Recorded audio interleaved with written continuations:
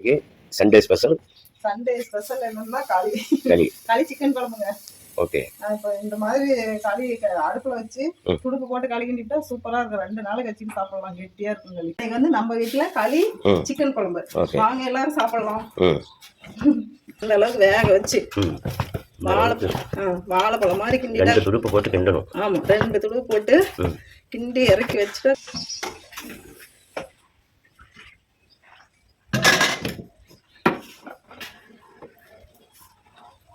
கொஞ்சம் கொஞ்சமா தான் களி தண்ணி ஊற்றி கிண்டணும். அப்பதான் களி நல்லா இருக்கும். தண்ணி எடுத்து வச்சுக்கணும். இப்படி கொஞ்சம் கொஞ்சமா 4 டைம் ஊற்றி களி கிண்டணும். அப்பதான் அந்த களி சூப்பரா இருக்கும். இது வேகணும். அப்புறம் தான் இப்படி வச்சுட்டா வேகும்.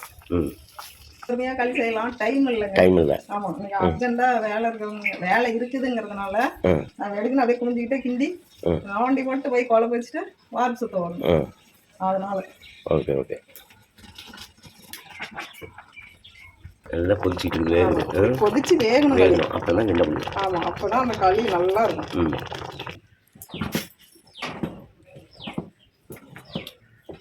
மாவு அதிகமா போயிடுச்சா? ஆமா கொஞ்சம் அதிகமா போயிடுச்சு. ஆனாலும் சரி பண்ணி கிண்டிட்டோம்ல. மாவு கொஞ்சம் அதிகமா போட்டாச்சு. ஆமா ஒரு நாளைக்கு சேர்த்து போயிடுதா? ஆமா ஒரு நாளைக்கு சேர்த்து மாவு போட்டணும். நமக்கு தான் அளந்து போடுற பழக்கம் இல்லைங்க. அப்புறாச்சு கொண்டா அப்படியே போட்டு செய்யறது.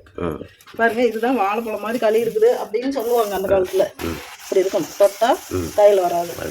ஆமா இதுதாங்க இப்படி இருக்கும். சூப்பர். அப்படி இருக்கணும் களி. இப்போ இந்த பக்கத்துல இறக்கிடலாம். இப்போ இறக்கிட்டோம்னா 2 நாளைக்கு வச்சு சாப்பிடலாம். அவ்வளோ சூப்பரா இருக்கும் களி. ஓகே.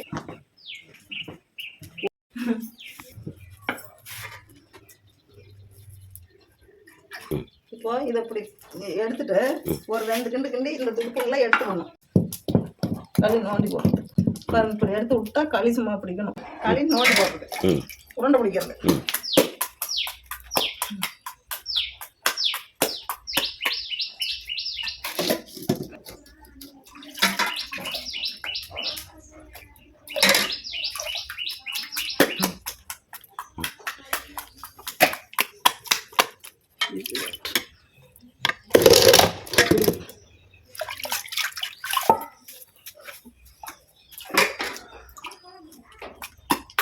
இது எடு நல்லா